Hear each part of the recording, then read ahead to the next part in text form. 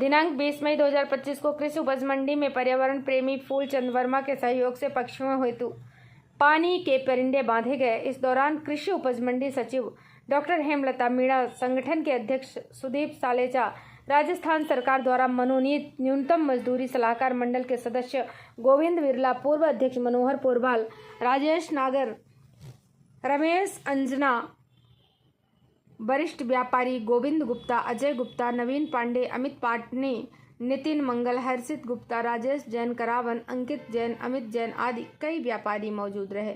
भवानी मंडी से BPN news संवाददाता किशोर तंवर की रिपोर्ट। इस खबर के प्रायोजक हैं अन्नपूर्णा चिल्ड वाटर। शादी, पार्टी, दुकान, शोरूम में पानी मंगवाने के लिए संपर्क करें।